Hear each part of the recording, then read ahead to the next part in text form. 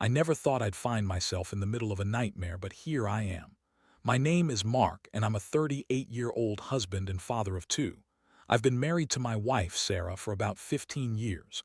We had what I thought was a solid relationship, built on love, respect, and shared dreams. We both worked hard to give our kids a good life, and I believed we were in it together. But lately, I sensed something was off. It started with little things.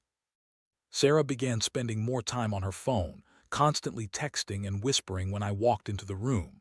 When I'd ask her about it, she would roll her eyes and say I was being paranoid. She'd tell me how busy her day was, juggling work and the kids, and that it was nothing more than her trying to keep up with her social life. I was starting to feel like I was losing her, and the thought alone was suffocating. Things escalated one Saturday afternoon. I was home with the kids while Sarah was supposedly at a teacher's conference.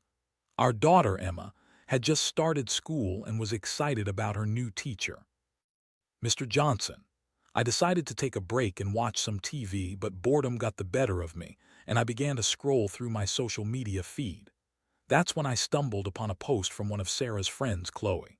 It was a photo from a gathering the night before, a gathering Sarah had told me she couldn't attend because she was too tired.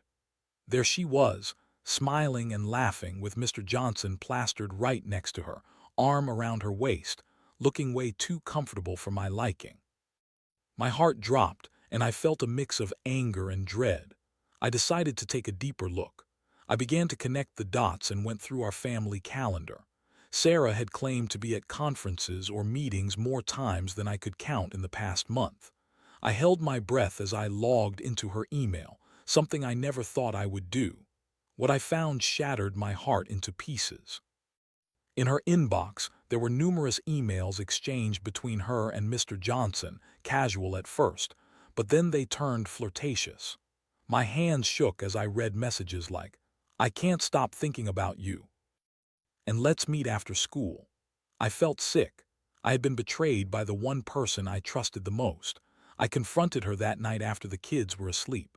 I paced around the living room, rehearsing the words I wanted to say, trying to gather my thoughts. When Sarah walked in, I could see she was startled by my serious demeanor. My hands trembled as I looked at her, and I blurted out, "Are you having an affair with Emma's teacher?" She stumbled back, her eyes wide, but her demeanor quickly shifted to that of defiance. "How could you even say that? You're crazy, Mark," she snapped. It was the typical defensive posture. I could see the lies spilling out of her. The way she spoke was all too practiced. She accused me of being paranoid and insecure, insisting that I was misinterpreting everything. I laid out the evidence, the emails, the texts, and her silly excuses fell apart one by one. I demanded answers, and she finally broke down, tears streaming down her face, but they felt hollow. "It's not what you think," she cried. "I was just trying to find happiness. You've been so distant." It was as if she was trying to turn the tables on me, making me feel guilty for her betrayal. The emotional roller coaster hit hard. I went from rage to utter disbelief.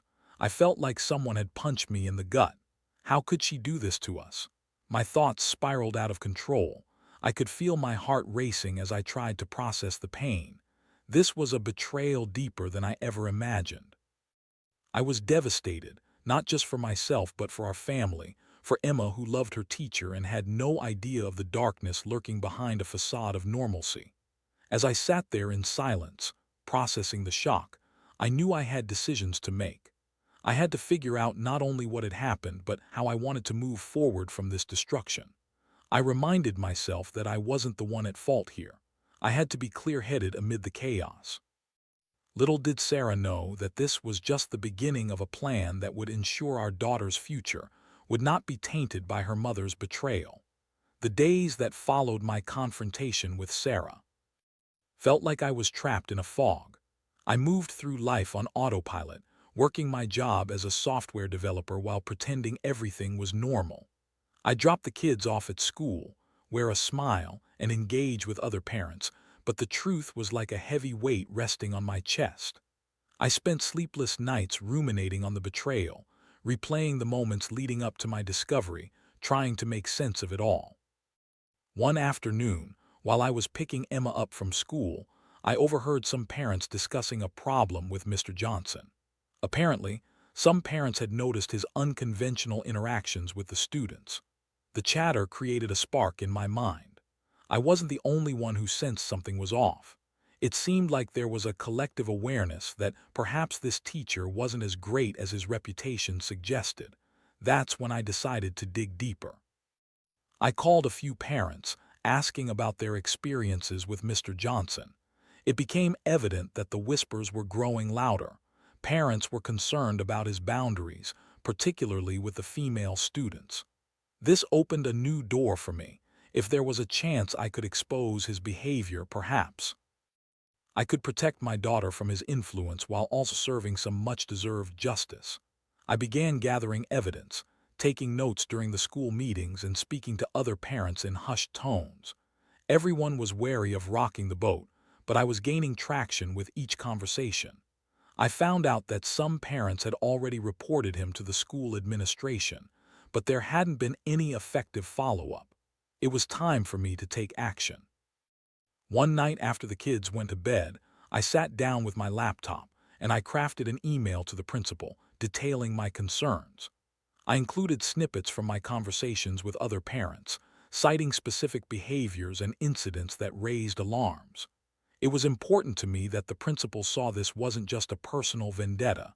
It was about the safety of all the children in the school, including my daughter.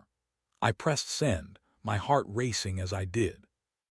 The next morning, I felt a surge of adrenaline. This was the first time since confronting Sarah that I felt a sense of purpose. I was no longer just a passive victim in this situation. I was taking a stand. It was a way to channel my anger into something constructive. My feelings of betrayal morphed into determination, and the thought of Mr. Johnson being removed from the school brought me a strange sense of comfort. A few days later, I received a response from the principal. She thanked me for my email and assured me that they would investigate the matter seriously. I felt a flicker of hope, but I also knew the wheels of bureaucracy turned slowly. I had to keep the pressure on, so I started reaching out to other parents again, encouraging them to voice their concerns.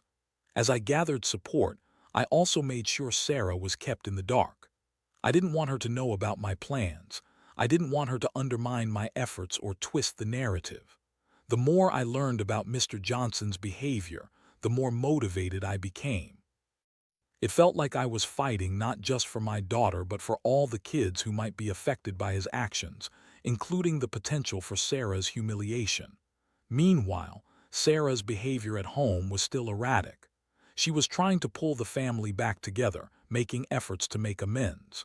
She would hug me a little tighter or offer to cook dinner, trying to act as though nothing had happened.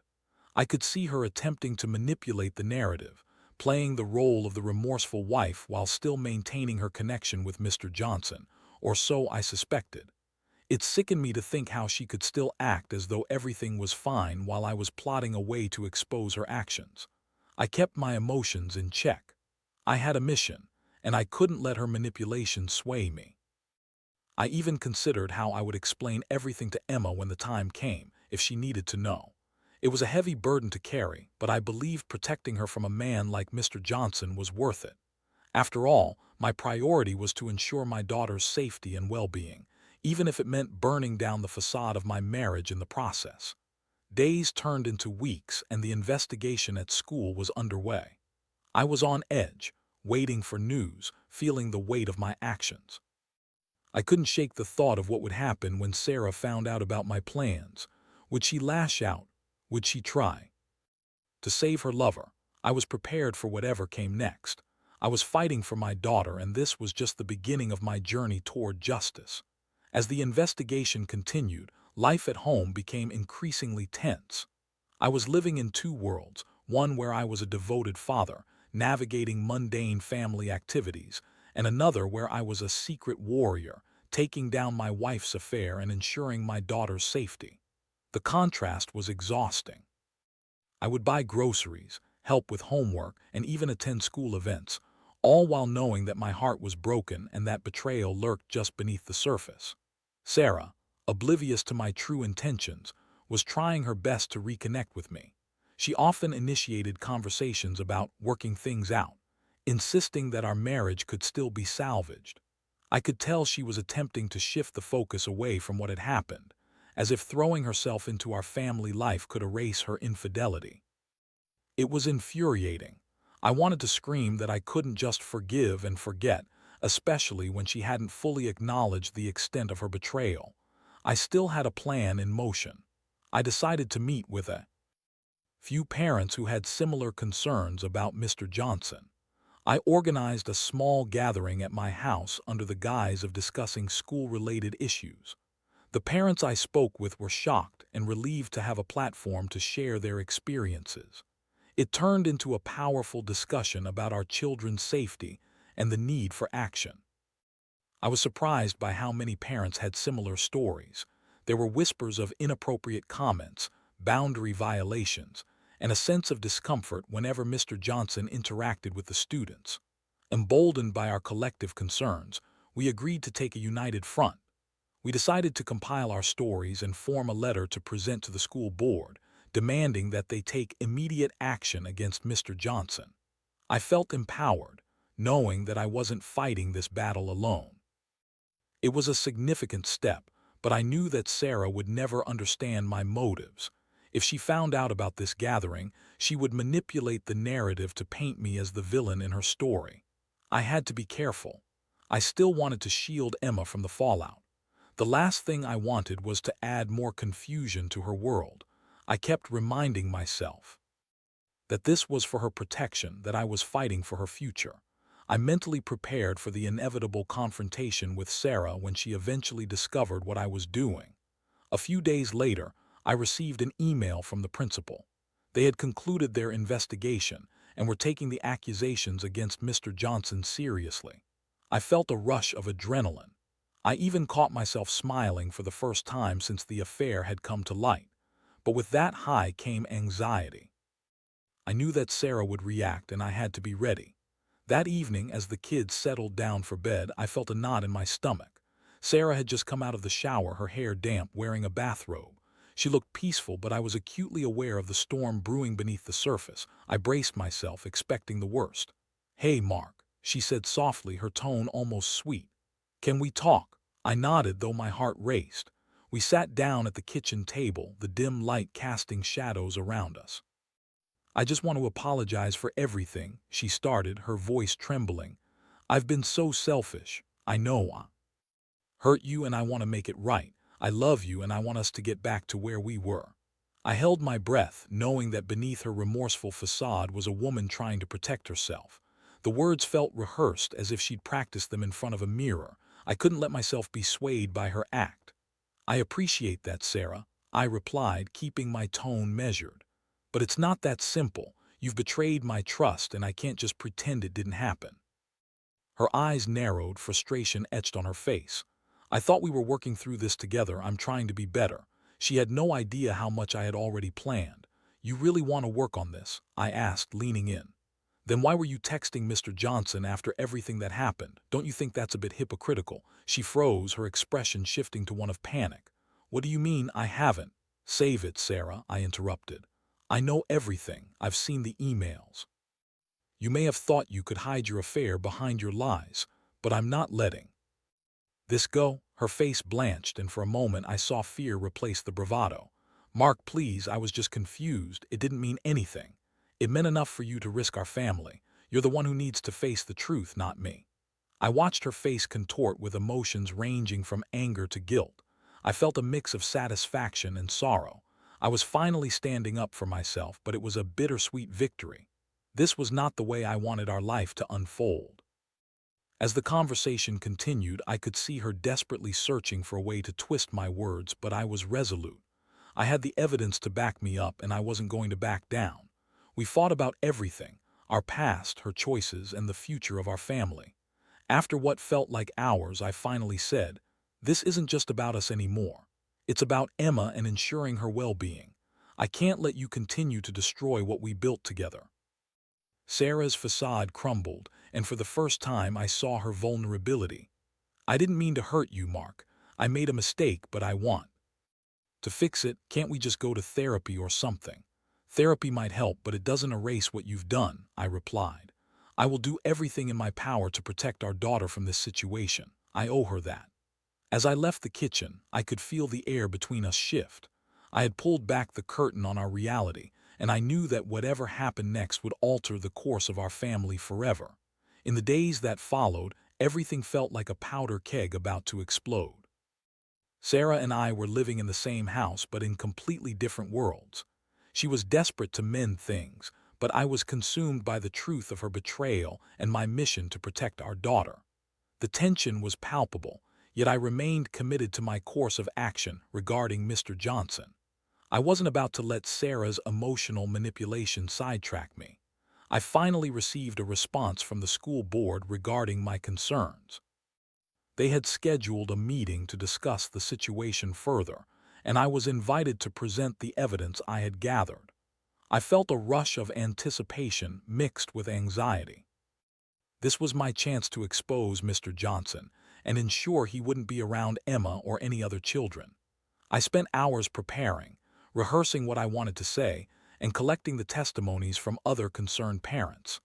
On the day of the meeting, I dressed in a suit, feeling a mix of professionalism and determination. I arrived at the school and was greeted by a panel of board members who looked serious and authoritative. I could feel my heart pounding as I took a seat in front of them, clutching my folder of evidence. I began by outlining my concerns. I shared my findings, emphasizing the importance of protecting our children. I could see the board members exchanging glances, their expressions shifting from skepticism to concern as I recounted stories from other parents. It felt powerful to have their attention focused on a matter that truly mattered. As I spoke, I noticed a couple of parents I had rallied behind me nodding in support. Their presence gave me strength, reinforcing the idea that I wasn't just fighting for my daughter, but for all the children in the school. I could see the board members jotting down notes, clearly taking my concerns seriously. Once I finished my presentation, they thanked me and assured me that they would take the matter seriously. I felt a wave of relief wash over me as I exited the meeting room. I was one step closer to justice, and the thought of Mr. Johnson being removed from his position filled me with hope. However, that feeling didn't last long. As I drove home, I received a call from one of the parents who had attended the meeting. She informed me that Sarah had been spreading rumors about me, painting me as the crazy husband who was trying to ruin Mr. Johnson's life out of spite. My blood boiled. I couldn't believe she would stoop so low, trying to discredit me to cover her own tracks. When I got home, I confronted Sarah. I just got off the phone with Mrs. Collins. She told me you've been telling people I'm crazy for trying to protect our daughter. She rolled her eyes, seemingly unfazed. You're overreacting. I didn't say you were crazy. I just told them you were acting irrationally. You're going to ruin someone's career over this. The audacity of her words infuriated me. You think it's irrational to protect our daughter from a teacher who's crossing boundaries. You think it's irrational to expose your affair. Her face drained of color. I didn't mean for this to happen, Mark. Can't you see that? I made a mistake and I'm trying to fix it. Fix what? I shot back, unable to contain my anger. You want to fix our marriage while still protecting the man you cheated with. You're delusional if you think I'll just sit back and accept your lies. The conversation escalated from there, with her trying to twist my intentions like a seasoned politician. She was playing the victim, attempting to gain sympathy and divert attention from her actions. It became clear that she would do anything to keep her affair and the truth hidden, even if it meant jeopardizing our children's safety. Each confrontation only reinforced my resolve. The anger I felt wasn't just for her betrayal, it was for the vulnerability of our daughter. I couldn't let her own selfishness dictate our lives any longer. I needed to keep pushing forward, and my upcoming meeting with the principal was critical. Just when I thought I had a handle on things, I received an unexpected email from the school. They had scheduled another meeting with me, this time to discuss Mr. Johnson's future at the school. The board had taken my concerns seriously and wanted to talk about the next steps. I felt a mix of excitement and apprehension. As I prepared for the meeting, I couldn't shake the feeling that I was walking a tightrope. I was determined to stay focused, to remain articulate, and to ensure that the truth prevailed. The day of the meeting arrived, and as I drove to the school, I felt the weight of the world on my shoulders. I was fighting for my daughter's safety, for her future, and for the future of all the children who might be affected by this teacher's inappropriate behavior. When I walked into the meeting, I was met by an even larger panel of board members, all serious and ready to discuss the findings. I took a deep breath, reminding myself of the importance of this moment. I had to stay composed. This was the turning point. As the meeting progressed, the board shared their findings. They had taken my concerns and the testimonies from other parents seriously, which was a relief. But then they dropped a bombshell. Mr. Johnson had submitted his resignation. I felt a surge of triumph mixed with disbelief. My willingness to fight for what was right had made a difference, and he wouldn't be around to harm my daughter or any other child. I knew I had to keep my composure, but inside I felt victorious. This was justice, one that came at a great emotional cost, but it was worth it. However, in the back of my mind, I knew that this victory wouldn't come without consequences at home. I would have to confront Sarah and the aftermath of her actions, as well as figure out how to navigate the future of our relationship. I had to be ready for the fallout. The battle was far from over. When I got home that evening, I felt an overwhelming mix of triumph and anxiety. I had successfully taken down Mr. Johnson, but the real battle loomed ahead, dealing with Sarah. I knew she would have questions, possibly lash out, and I prepared myself for whatever storm was about to break. As I walked through the door, the house felt eerily quiet. The kids were already in bed, and Sarah was sitting on the couch, her face a mask of uncertainty. The moment I walked in, she looked up, her expression shifting from casual to tense. "How did the meeting go?" she asked, feigning nonchalance, but I could see the fear behind her eyes. I took a deep breath, holding the weight of my victory close. "Mr. Johnson resigned today," I said flatly, watching her reaction. For a brief moment, surprise flickered across her face, but it was quickly replaced by anger. "Why would you do that?" she snapped. "You've ruined his life over what, some emails? You don't even know the whole story." I felt my blood boil. "The whole story? You think this is just about emails? It's about protecting our daughter, Sarah. You were the one who brought him into our family's life, and I won't stand by while you try to manipulate me into thinking this is okay." Her voice rose. "You're being ridiculous. I told you it was a mistake. Can't you just let it go?" "You're acting like the villain in all of this." "Let it go," I echoed incredulously. "How can you expect me to let it go when you wanted to keep him in our lives?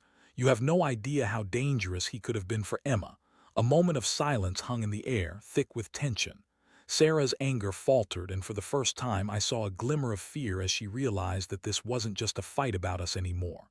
"You don't understand," she said, her voice dropping to a whisper. "I was lost. I didn't know what I was doing." "Lost?" I shot back, feeling the hurt boil inside me. "You weren't lost. You were actively choosing to betray our family. You chose to cheat on me with someone who was supposed to be a trusted teacher. Your actions have consequences, and I will not allow you to pretend they don't exist." Tears filled her eyes, and she looked genuinely distraught. "I know I messed up, Mark. I'm sorry. I was just looking for something I thought I was missing. But I love you. Can't we try to fix this?" I felt a pang of sadness, mixed with the anger that had fueled my resolve. "Fix what, Sarah? You want to fix things after the damage you've done. You think an apology can erase the fact that you were willing to risk everything for a fling? I can't trust you anymore." The silence stretched between us as Sarah's face crumpled in defeat. I could see her processing the reality of the situation, the weight of her decisions crashing down on her. It hurt to witness her pain, but I couldn't let that sway me. I had to stay true to my path. "Where does this leave us?" she asked quietly, her voice barely above a whisper. I sighed, trying to find the right words. "I don't know, but I can't keep pretending everything is okay. I need space to figure this out. I need to protect Emma, and right now that means reevaluating everything." Her shoulders slumped, and I could see the realization dawning on her. "You're going to leave me, aren't you?" I paused, feeling the weight of the decision press down on me. "I don't know if that's what I want, but I can't stay in a relationship with someone who has broken my trust in such a profound way. I need to think about what's best for the kids and for myself." The evening wore on in tense silence. I retreated to the bedroom, the weight of my emotions heavy on my heart. I thought about Emma and what this all meant for her future. I was determined to shield her from any additional trauma, but I also knew that the road ahead with Sarah would be rocky. That night, as I lay in bed, I was haunted by the memories of the life we had built together. I longed for the happy moments we shared before the betrayal, but I also knew that I couldn't allow nostalgia to cloud my judgment. I had to be strong, not just for myself but for Emma. Over the next few days, I focused on creating a stable environment for the kids, trying to maintain some semblance of normalcy. I busied myself with work and took them on outings, determined to keep their spirits up. Sarah, on the other hand, was distant and sullen. It was clear that her world had been turned upside down, and while I felt a pang of sympathy, I also couldn't let her emotional state dictate my reality. Eventually, I called a family meeting. I wanted to talk to the kids about what was happening, but I didn't want to burden them with adult issues. I sat them down, keeping my tone light. Hey guys, I know things have felt a little different around here lately. I want you to know that I love you both so much, and that's never going to change, okay? Emma nodded, her big eyes searching my face for reassurance. Is it because of Ms. Johnson?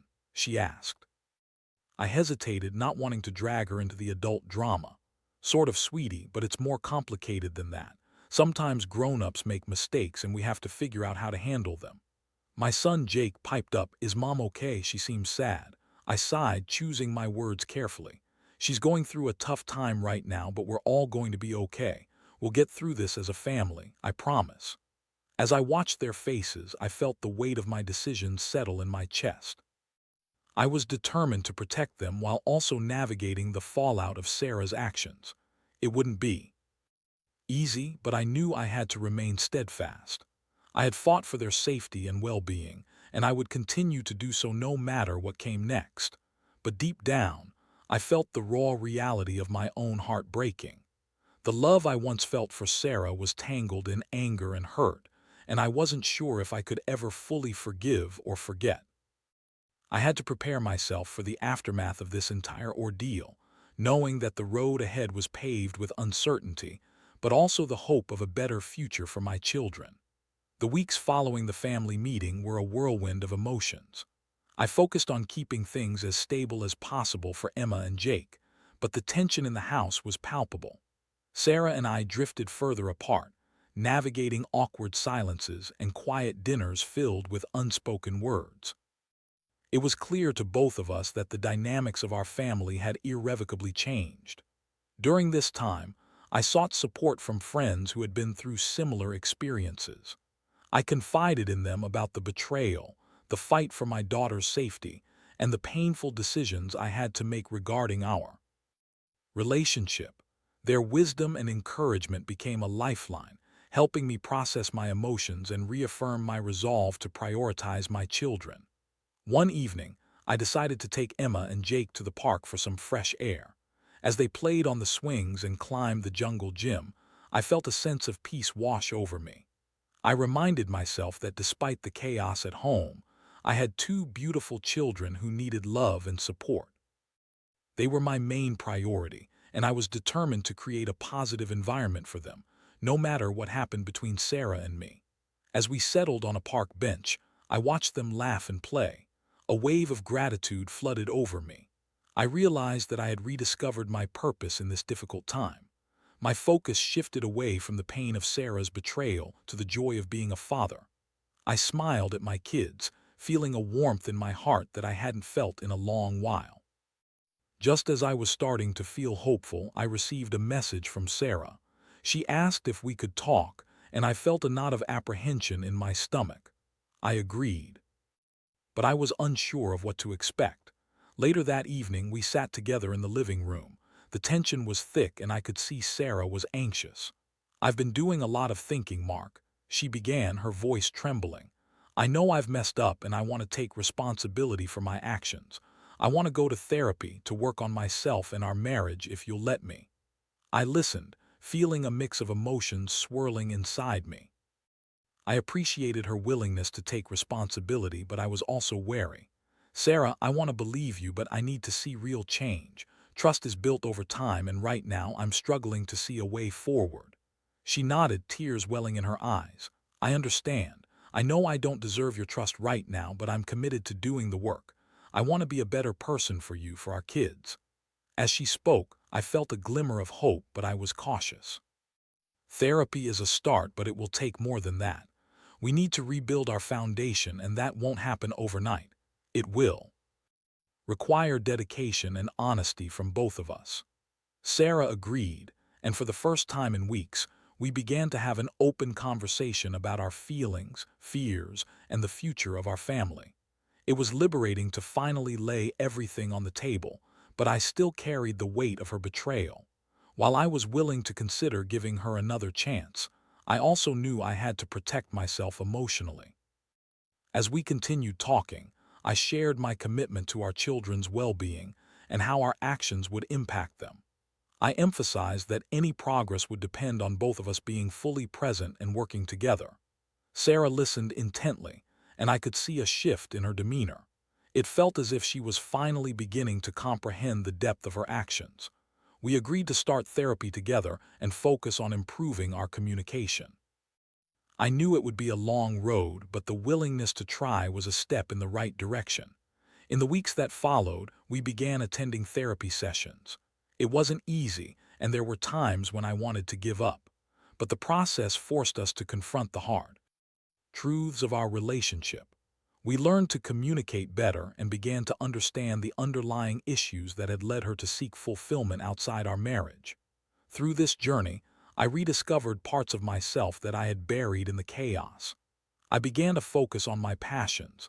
My love for writing resurfaced, and I started journaling my thoughts and feelings, using it as a tool for self-reflection. I also made it a priority to spend quality time with the kids, creating memories that would last a lifetime. As the months passed, I felt a shift within myself. The anger and hurt didn't dissipate completely, but I learned to manage them. I focused on the present and slowly rebuilt a sense of trust in our relationship. I could see some genuine changes in Sarah, and while I remained guarded, I was cautiously optimistic. One evening, as we sat together after dinner, I looked at Sarah and said, "I'm willing to keep working on this, but it's important to remember that we're both on a journey. It's okay if we stumble sometimes, but let's commit to being honest with each other." She nodded, tears of gratitude in her eyes. "Thank you for giving me another chance, Mark. I know I don't deserve it, but I want to prove to you that I can be the partner you need." As we embraced, I felt a flicker of hope. I realized that while our journey had been filled with pain and betrayal, it also brought clarity and a renewed commitment to our family. We had a long way to go, but I was ready to face the challenges together. In the end, I learned that love is not just about blissful moments. It's also about navigating the storms with honesty and integrity. I promised myself that no matter what the future held, I would continue to fight for my children and the life I wanted. I knew that we could emerge from this ordeal stronger, but it would take time, effort, and a willingness to adapt. I had been through the fire, and while the scars of betrayal would remain, they would serve as reminders of my strength and resilience. I was ready to embrace the future, whatever it may hold.